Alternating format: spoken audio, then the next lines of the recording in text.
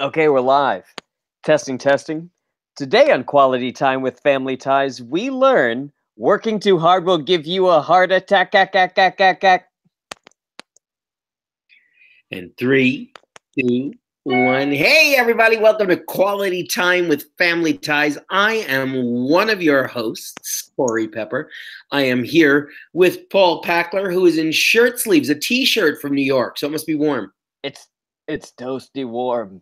Mhm. This is how I sound now after being sick.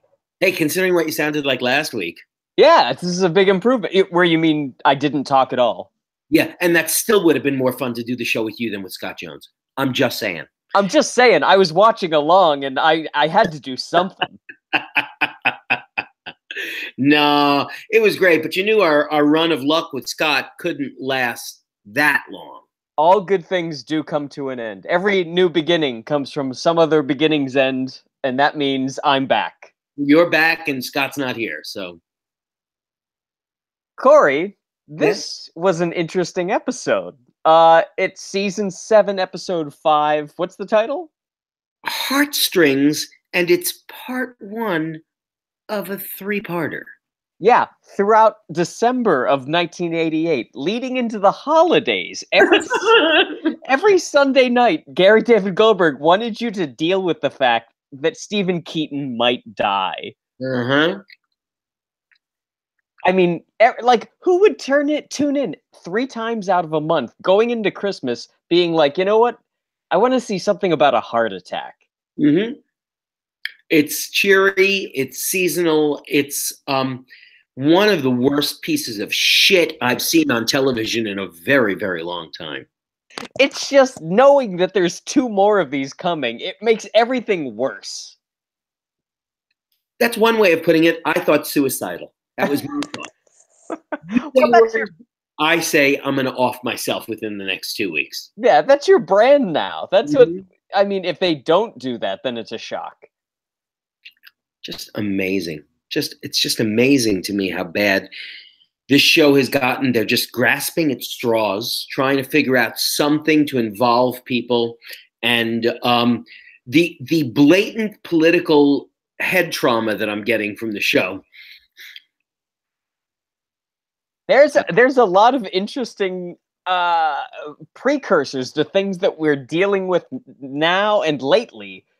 In the first scene, Alex and Andy are celebrating still that George H.W. Bush is the president. So when we first introduced this, they had a little cold open that they recorded right after the Tuesday Election Day victory for Bush over Dukakis, and inserted that week on that Sunday's episode that was already pre-taped. So the Sunday episode had nothing to do. So in this one, they decided, well, let's just repeat that idea and expand it to a nothing subplot. Yeah, that's truly, they did it. They nailed it the first time. And now they're just doing it again. Let's just repeat that beat again and expand it and add nothing to it. Expand the time element involved. So first of all, the name of this episode is Heartstrings. I think, did we say that? We did. And Heartstrings also, was that not the name of the book that became a TV movie that starred James Garner about a heart attack that somebody had and how it affects you mentally afterwards? Oh, I didn't know. The TV movie on CBS with James Garner, and if I remember correctly, Mary Tyler Moore played the wife. It was really good, and the novel or the book that it was taken from was really good too. And the book was sort of an informative thing, which of course, when I had my heart attack, I was very scared. And we still, make fun of the fact that when you're on a heart-lung machine for 66 minutes, who the fuck knows what's going on with your brain and how much oxygen is getting to your brain? And in some cases, it turns out not a lot of oxygen gets to your brain. And in the book Heart Sounds, that's what it was. It was Heart Sounds. This is Heartstrings. So I think, ironically, maybe something did happen to your brain.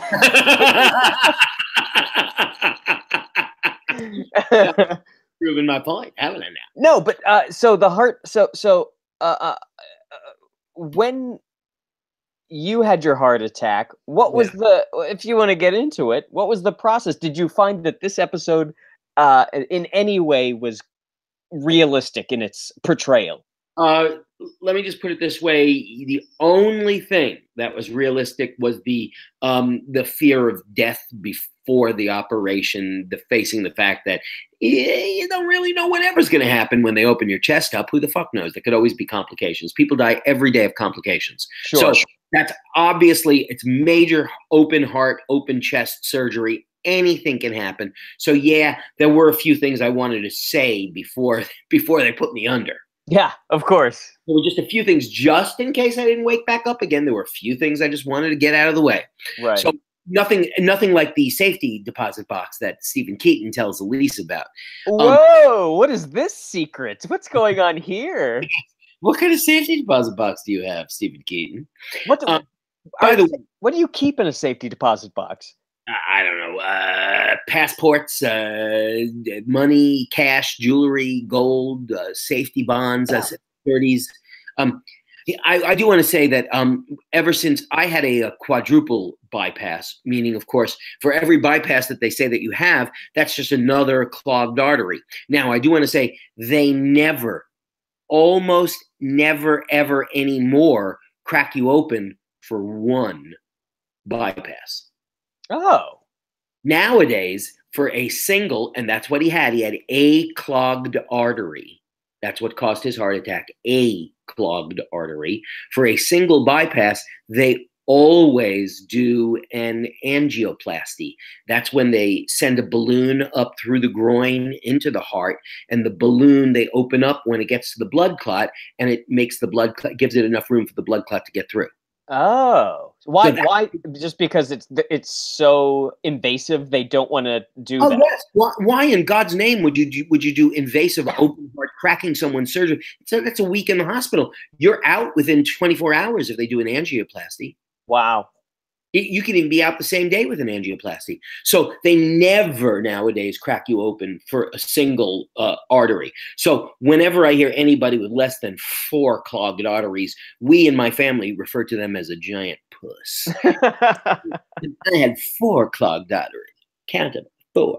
So yeah, so we just joke around and say anybody's a puss. Anybody who has 5, the quintuple bypass, now that I'm impressed. I bow to them. They're like, and of course it doesn't mean any fucking day. They crack you open, they crack you open. It doesn't matter how many arteries are clogged. You're just that lucky that you didn't kick off because of those clogged arteries. Right. Letterman had 5, right? Yes, Letterman did have a quintuple bypass. Wow. Mm-hmm. And if you have anything more than 5, I believe you're dead because you need something to get blood to the heart. So something's got to be functioning. Wow. So we start this episode with a giant poster of George, or is another giant poster of George Bush, right? Exactly. And it's Andrew and Alex. Yeah. It's interesting that they're now really diving headfirst into politics and stuff like that. But at the same time, they do this sort of like mealy mouth where you don't talk about politics.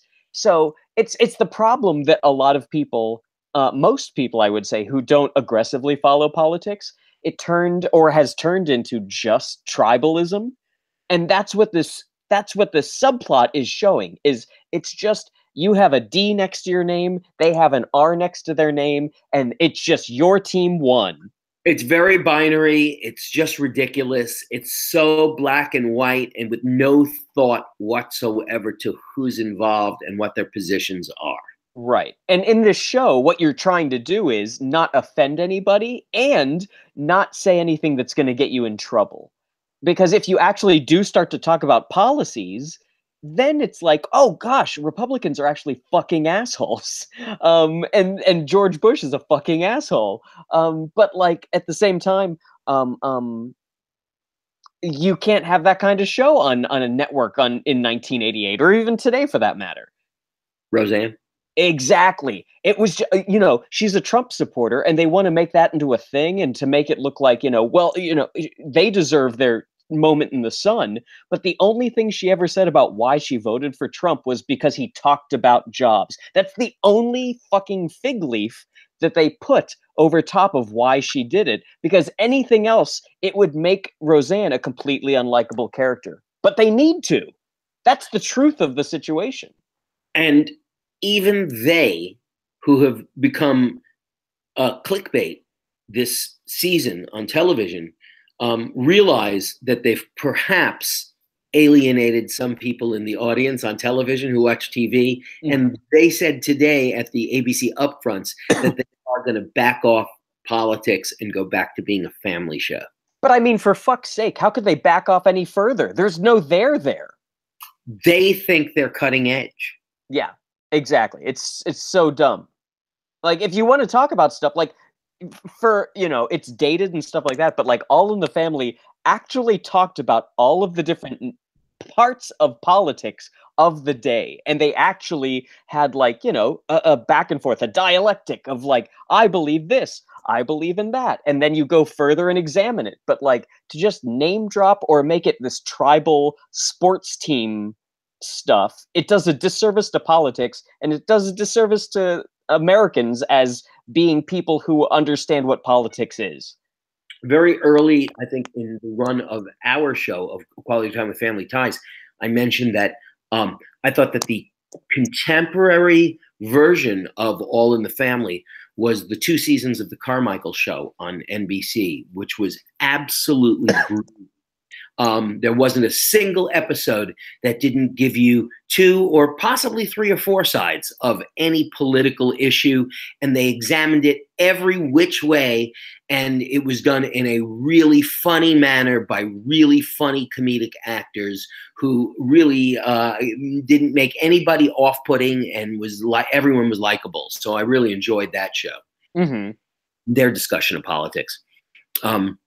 We start here with after Andrew and Alex, we get Mallory, who says to me, perhaps one of the only funny things in the entire episode. She looks outside and she says, "It's a shopper's sky." And I thought, oh, that's pretty funny, actually. Mallory calling it a shopper's sky. Right. We get to the mall, so it's a shopper's sky. First of all, I want to say Mallory and Jennifer looked gorgeous in this episode. They both look beautiful. They did. I just got a tweet in from our fan Dana. She says that the LAD, the left ascending artery, is called the Widowmaker. That's what they taught us in grad school. Mm-hmm. And that's because when it's blocked up, the chances of survival are very high, like 80, 90, 100% death rate type stuff. Mm-hmm. Right. And that's what happened to Kevin Smith. He just recently had a heart attack, and they called it the Widowmaker, and it was like an 80% chance of survival or of death. Mm-hmm. But he survived. Yep. We get right off the bat, we get Mallory sort of leaning casually on a giant pitcher of orange juice, which I thoroughly enjoyed. Mm-hmm. Welcome back, orange juice. Yes. And then we get Stephen and Elise come in from their morning run. And Stephen's complaining immediately about having a sort of a pain sort of in the middle of his chest, sort of right around his the pit of his stomach, middle of his chest. And they're sort of saying, oh, it's because of the tofu buckwheat loaf that Elise makes that Stephen eats every morning. That's heavy. That's got to be a heavy breakfast. Buckwheat? You make buckwheat pancakes, and they're a little heavier and less fluffy than your white flour pancakes. Yeah. He was very sweaty too. I noticed that. That was one of my symptoms too. One of my symptoms was sweating profusely. Yeah. Yeah. And when I had my heart attack, it was in November, so it was like, oh, really? It's a little cool outside to be schwitzing like you just played.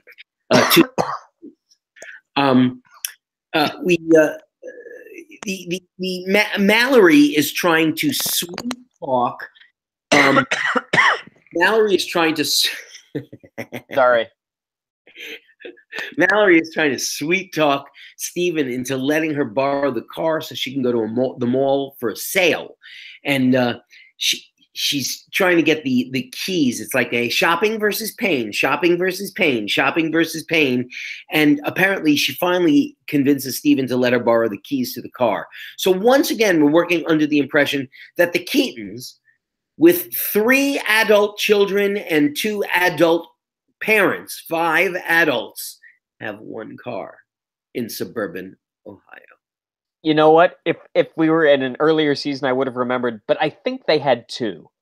At one point they did. Yeah, they Yeah, did have it. in a recent episode, we commented on the fact that there were 2 cars in 2 different plots at the same time.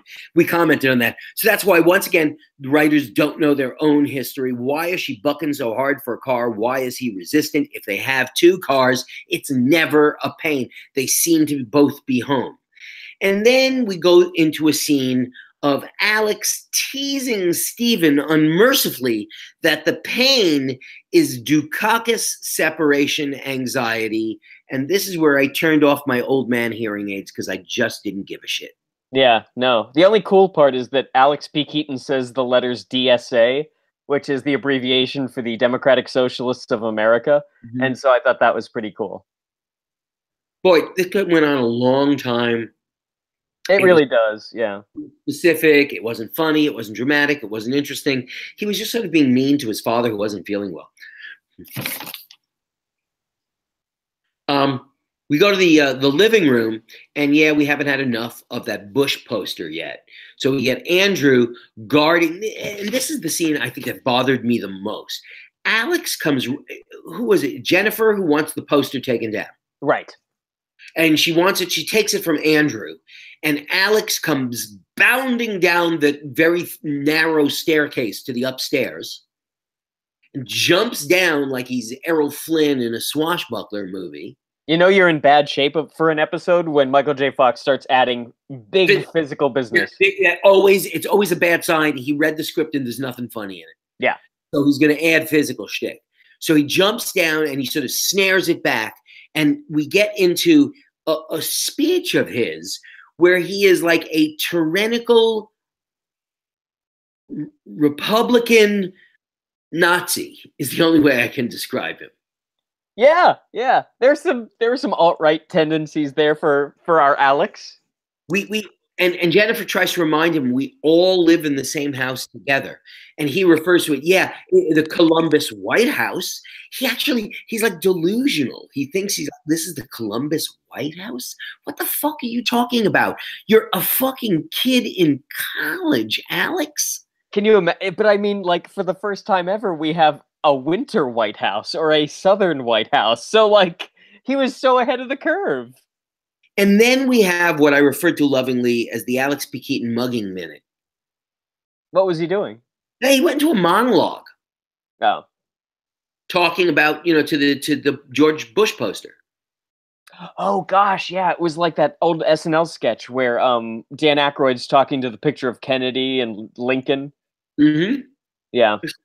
Goes on and on and on. This whole scene is very political and it sort of serves no purpose in the actual plot of the show, which involves Stephen's heart attack. So at the very tail end of the scene, Stephen enters into the home and he's gone cycling. Right. And again, Alex gives him a bunch of crap. Right. And he goes like, oh, I maybe the cycling made it better. I worked off that buckwheat. And Alex is like, I'm going to go in the other room because I feel like there's some business that needs to happen in this scene. So I'm going to leave and let that happen. And so he leaves, and the business that he wanted to happen was Stephen collapses and has a heart attack and screams weakly, "Louise." Yeah. And we fade into the next scene, which is a hospital. Alex immediately at the top of this scene immediately becomes sociopathic Alex P. Keaton. I'm going to bully the nurse to give us information. And I was pretty annoyed when he did that until the point that they made a joke that he gets no information. That's exactly how I felt. I was irritated until they made the joke that fuck you're not getting any information. But I always think to myself, wow, you are a 5'1" Canadian dork who looks like you belong on the AV squad wearing a jacket and tie on a Thursday afternoon in the middle of a fucking hospital in Columbus, Ohio, and you're demanding respect, you douchebag. it's a lot. I mean, emergency rooms are pretty hectic places, and everybody's on edge. Like, you're not going to get any further treatment. They're not going to give a shit about your emotions. And I'm sorry, your mom is sitting 3 feet away. She can handle this. She's a grown up. Yeah, it's her husband. Uh-huh. So we then meet, and I don't remember what the character's name is. Do you remember her name? The lovely actress who's sitting there knitting in the waiting room. Oh, Mrs. Talks Too Much. Mrs. what? Talks Too Much. Mrs. Talks Too Much. Yeah. Mrs. Talks Too Much is played by the lovely actress, and I knew her many, many years ago, Christina Pickles. Oh. Christina Pickles was a regular for almost the entire run, if not the entire run, of St. Elsewhere. Oh, interesting. She was the head nurse on St. Elsewhere and was just lovely over the years. May have won an Emmy Award, been nominated for an Emmy Award. And I worked with her in a summer theater in upstate New York in 1972. And she was doing a production of Company, of Sondheim's Company, and was jobbed in from New York City. I think she was working on a soap opera at the time. And you can still, if you listen carefully on television, the next time you hear a lot of commercials, her voice is still one of the most familiar voices in voiceover commercials on TV. She does a lot of commercials for, I think, Kaiser Permanente. Okay. And she does commercials for Vons.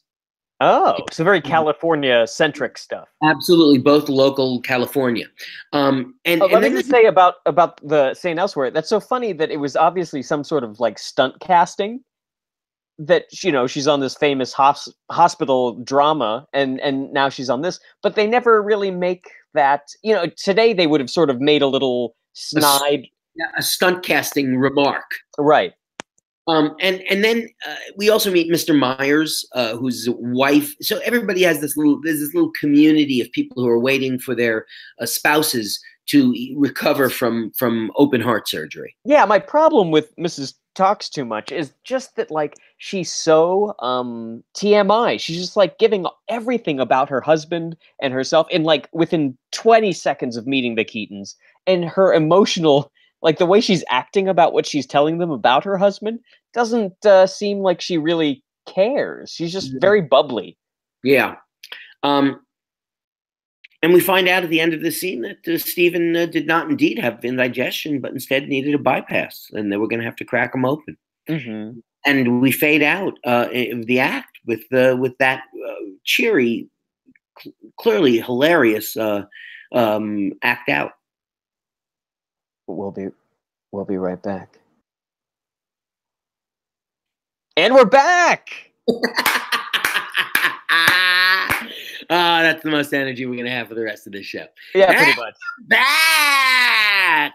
There we go. Maybe periodically I'll just throw an "and we're back" in, just to keep us energized for this second act of this incredibly dreary heart attack episode. Hey, speaking of back, hey, everybody. Yeah. Hi, Susanna. Hello. Hi, Logan. Hello. Hi. Did you have practice? Is that what you had? Yeah. Hi. How are you? Did you win practice, Logan? I won it. I won it all. Nice. And I'm real sweaty, so I'm winning in that arena. Are you sweaty? Yeah. Want some? No, I don't want any. Okay. Okay. Did you get the Pilates question right on HQ? Oh, and she screenshotted that right away. Oh, really? What's the You loved it. Uh-huh. She did a little dance. She was like, was she driving or? No, we were sitting in the lot. Oh, okay. So we open this second act with Andrew and Jennifer, where Jennifer once again is raising Andrew while everyone else is at the hospital. Yeah, they're playing Chutes and Ladders. Yeah. Dad had a heart attack. Yeah, Stephen has a heart attack and needs a bypass. By the way, what type? How many? One. What a puss. You see, I told you. There's my point. I told you we call them pusses. That was totally like a Family Ties joke. Where I told you, for anything less than 4, what do we call him? Puss. Yeah, he's a puss. And they didn't even crack him open for a single one. What? They would do an angioplasty. Really? For a single. They had to crack you open and put you back together like your Humpty Dumpty. Thank you.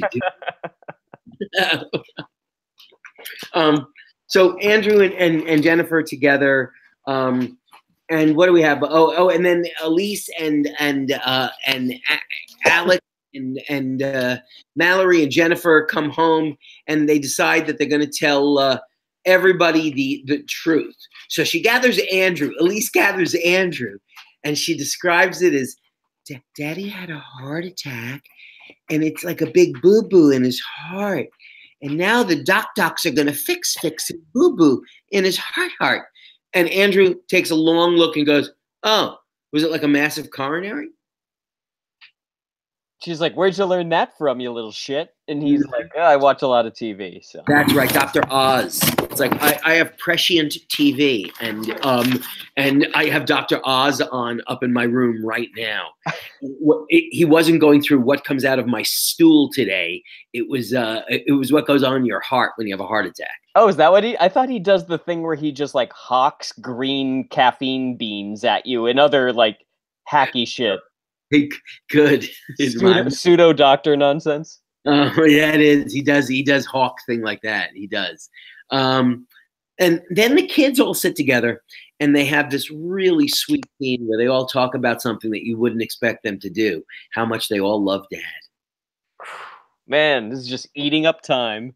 That's all I can think during that scene is, wow, that's plot driven. We love the children, the grown-up children of a man who's about to have heart surgery sit around and discuss nothing more than the fact that they love their father. Okay, thanks for that piece of information. Thanks for driving a story there. Can I just say about the Andrew moment when he talks about the massive coronary and watching TV? I've never empathized with anyone on Family Ties more than this kid who just knows a lot of shit from watching so much TV when he was too young for it. Like, that's all I would do is watch adult TV. Uh-huh. Sure. Yeah. And the fact that nobody except Jennifer is raising him. Yeah. And then during this long discussion about Dad and the possibility that he could die, Alex does what Alex does best. Think of only himself. What does he do? Does he blame himself? No, he thinks of his loss. Yes. Instead of, it's like Dad's sick, Dad's not feeling well, Dad's going to have surgery. Oh my God, what's going to happen to me when Dad dies?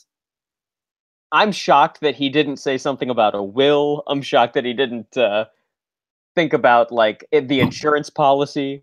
And then he goes straight from only thinking about himself to a archetypical misogynistic moment of women do nothing. Oh God, that was insane. I had to stop and think to myself, did I miss something? How did we get there? Yeah, he became a men's rights activist. He was like the first one. Yes, like, oh my God, of course we have heart attacks. We do all the work. We have all the stress. We have to go out and earn a living and come home and support you women who are only eating bonbons. What the fuck are you talking about, son of Elise and Stephen Keaton? Yeah. It's the delusion of it all. And again, another thing that just like is just like ripped from the headlines today, this sort of weird, oblivious, misogynistic nonsense. I couldn't understand it. And we go right from there, we go to the hospital. And I think, to me, I am, as old as I am, and as long as I've been watching TV, I will never, ever, ever get over the sassy black nurse. I just can't get past the sassy black nurse. For God's sakes, with all the ethnicities in this world, why do we not have a sassy Muslim nurse, a sassy Jewish nurse, a sassy Southern nurse, a sassy Creole nurse, a sassy Filipina nurse? But please, can we not have sassy black nurses anymore? Oh, God damn it. I mean, this is Gary David Goldberg thinking that he's doing something good and doing the worst thing ever. It is. It's just, and I like, we've seen this on the show before, where it's like, wow, I'm gonna get a black woman a part on the show, and it's like, wow, you just got a black. Oh, thanks. One's a house cleaner, and the other one will get to be let's see, a sassy black nurse. Exactly. And they're so incompetent, they can't even make her that sassy. The lines are just like, she says everything with a laugh at the top of it. She's like, oh, you're a card. It's like, well, how do we know she's sassy? She giggles before she says everything. Oh, gosh, the worst. Mm-hmm. And then she comes in. So Elise visits Stephen's room, and Stephen is clearly scared before the surgery. And Elise and he's like, I missed you. Or they spend one night. Not that I miss you, baby. And then we have the very serious tone. Elise, there are some things we need to discuss. Stephen, I don't want to. Elise, I need to talk to you about the security deposit box key. You know what? I at some moments, like little quantum points of this scene, I was enjoying this scene because it wasn't dumb. I mean, it wasn't jokey and schmaltzy. It was schmaltzy, but in a way where it was just like, you know what? We've been with these two characters for years, and it's nice for them to just have an honest moment together. Two actors just talking with each other, honestly and openly. I don't know. There was something about this scene that I was like, this is okay. I know you disagree. I can see you looking to the corner. I can see the hate swelling in you. But I still stand by what I said. You're correct. And I'm going to try and phrase it as nicely as possible because I thought of other things to say. I'm going to read my note that I have written down for this scene. All I have written down is, sap alert, sap alert. I hope the two of you do die together, and now. Yeah, please tell everybody what they say, because this line is something else. They say, I want to die together. I want us to die together. I wanted them to die together too. But then he says this joke that's so weird that I loved it, where he's like, I want us to grow old, and then we look at each other and go, 1, 2, 3, die. That they die at the same time, but just that they count it off like two nanogenarians just being like 1, 2, 3, die. Oh boy. And we fade out on the two of them lying in each other's arms in Stephen's hospital bed. Right. We come to the waiting room immediately afterwards, where, thank God, they acknowledge the thing that we have always acknowledged that they usually don't acknowledge, which is dude that we met earlier, Mr. Myers, says something about the Cleveland Browns to Alex, and Alex looks back at him and says, I'm not really interested in sports. This is the best part of this whole series, is that they finally found what they needed to do the whole time. How many times have we called them on the fact that Alex P. Keaton is not interested in sports and yet pretends to be an athlete during the show? Yes, and I mean, just every time he's constantly playing football and throwing around a soccer ball and all the other crap. And finally, he says to Mr. Myers, I'm not really interested in football. And it was like, bravo, finally you fessed up. But then we get another 90-second killing time monologue about the banking industry and the lowering of the Deutschmark. You know what? I loved it. Corey, I loved it. You know why? Because it stayed in that same reality.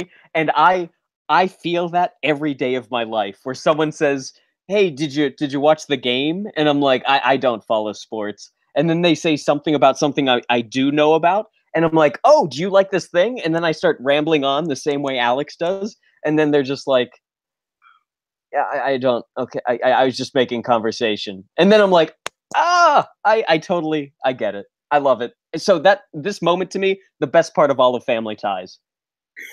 They finally got Alex P. Keaton right. If they had made him like this this was like one of his defining characteristics, is how much he loves the stuff that he loves, and that everything that normal people like, he hates. That would have been amazing.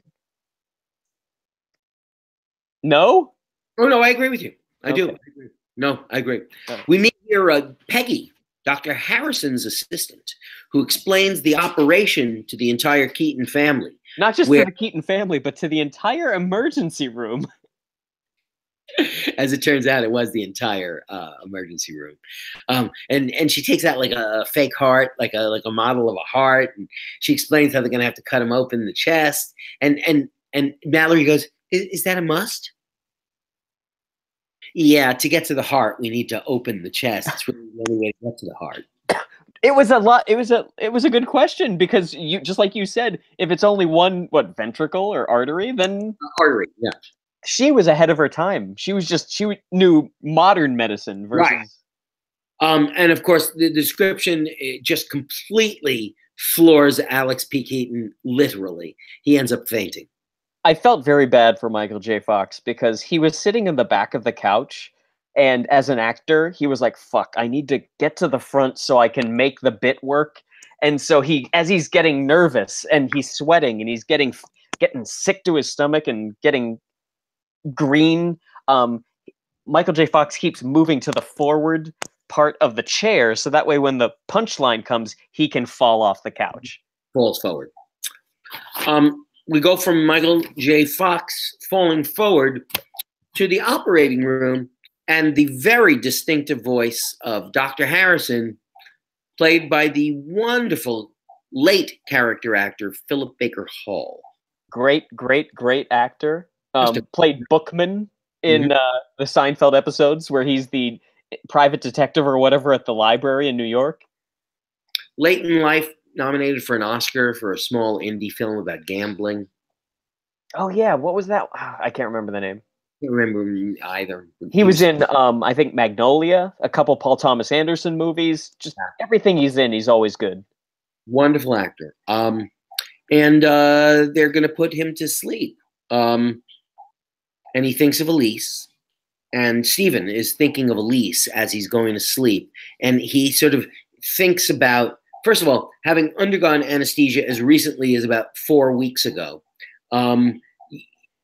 You have and you've undergone anesthesia within the last few years. Yeah.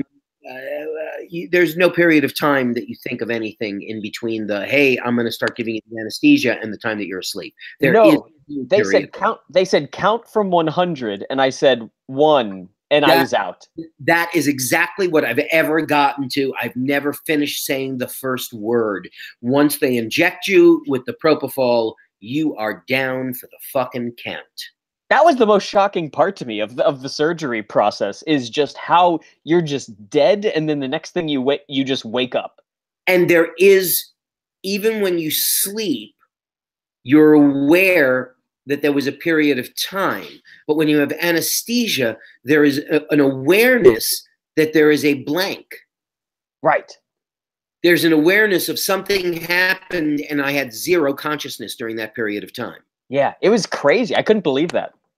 Yeah, it's really weird. So he has this meeting where we see young Elise and young Stephen. He's gotten his acceptance into the Peace Corps. By the way, I do want to preface this with my note. The minute that we saw young Stephen and young Elise, I did write down my note, which if I had saved all my notes from all of the episodes, my most commonly written note is "kill me." And that was written down the second we saw young Elise and young Stephen. I want to die. If I have to see them again over the next 2 episodes, and my fear is we will, I don't want to. Although, I want to say, I felt the same way until they both opened their mouths, these 2 young actors. I think it's the best casting of young Michael Gross and young Meredith Baxter that we've seen in the whole series. I thought that these 2 captured something of the 2 actors more than any other previous iterations did. I thought they were the best ones. Don't give a shit.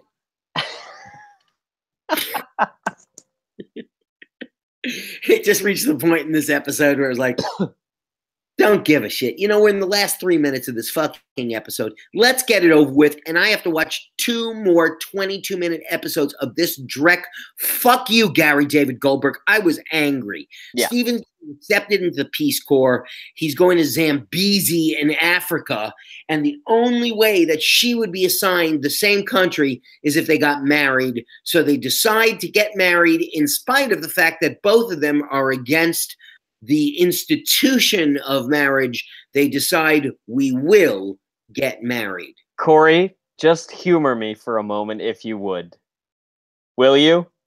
Mm-hmm. Okay, so they both, in order to, like, because they both have in the past said, marriage is a sham, it's a dumb institution. But then she says, but wait, Stephen, I was thinking about this last night, and she takes out her diary, where she wrote down a quote by Euripides, and the quote is, never say that marriage has more of joy than pain. And I thought that it was a pretty interesting irony that Euripides is the same guy who wrote Medea, the play where the husband cheats on his wife, so then she kills her children.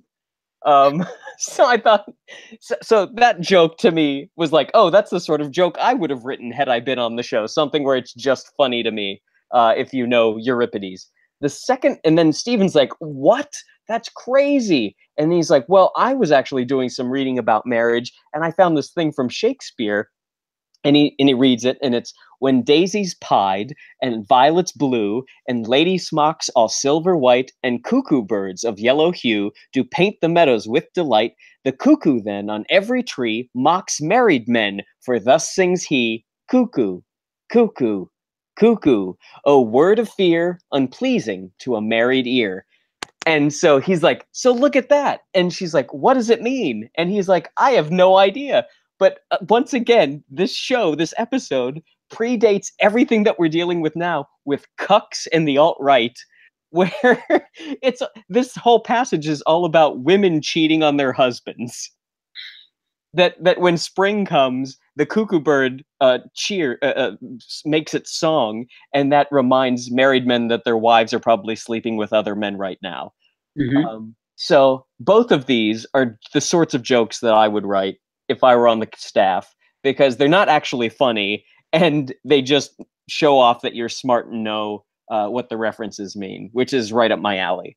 Thanks for humoring me. I appreciate it, Corey.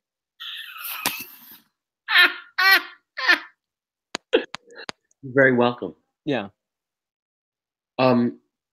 We find ourselves after this delightful flashback scene. Maybe my favorite flashback scene. We find ourselves after this, what appears to be Paul's favorite flashback scene with brilliant casting. And wonderful allusions. We find ourselves back in the operating room where all of a sudden Philip Baker Hall, who I loved a few minutes ago, we were like, wow, I love Philip Baker Hall, is like a fucking klutz as a doctor, because all of a sudden Stephen's blood pressure's dropping on what is a simple fucking operation, which they do thousands of every week. A single bypass, and Philip Baker Hall is fucking it up big time because Stephen, we're about to lose him.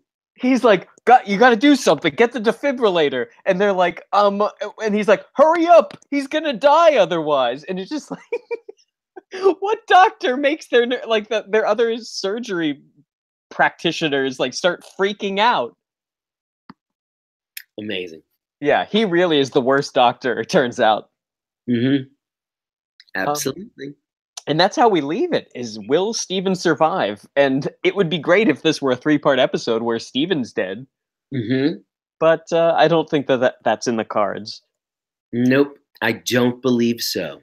But you know what, though, Corey? It would be very interesting if the rest of this were like episode 2 or some thing where Stephen's in limbo and he's looking back on his life, and we could have like, you know, It's a Wonderful Life type part 2, and then part 3 is him coming back to life.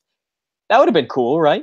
That actually would be cool, sure, if we had something like that. Once again, we always write better episodes 30 years later than they wrote 30 years ago. Yeah. Hindsight's 20/20 when it's 30 years ago. that could be an intro for one of our shows. Yeah, that's a good one. Hindsight is 2021. It's 30 years ago. So, anything else before we send this off? I don't think so. I think I've had enough of this episode. Yeah, we beg you to come back for parts 2 and 3. Absolutely, we sure as hell do. So for questions and comments, please email us at qualitytimewithfamilyties@gmail.com. And you can rate and review our show on iTunes. Please, it helps people find us. You can follow us on Twitter at QTWFT for updates. And then please take pictures of you drinking orange juice and then send us with the hashtag OJ with QTWFT. You can follow each of us on Twitter. I'm at Paul Packler. I'm at Corpep, and Scott, who's sometimes with us, is at Follow Jones. And you can like us on Facebook and send us pictures there or on Instagram. We'd like to thank our host and producer, Barbara Dillon at Fanbase Press. Fanbase Press is a comic book publisher and an online community supporting creators and fans through daily reviews, interviews, and podcasts that span the pop culture spectrum. Fanbasepress.com. We'd like to thank Perry Adams, who beautifully performs Family Ties into our theme song Without Us. Check out Perry's website, perryadams.com. We'd like to thank Bryant Dillon, who created our fantastic drawing and artwork, as well as edits our show. Bryant is the president and co-founder of Fanbase Press. Follow him on Twitter at Comic Book Slayer. And finally, Sean Foster, Fanbase Press's graphic designer, for designing our logo. Gang, we'll see you next week. Heart attack. Part 2. Sha-la-la-la. Bye.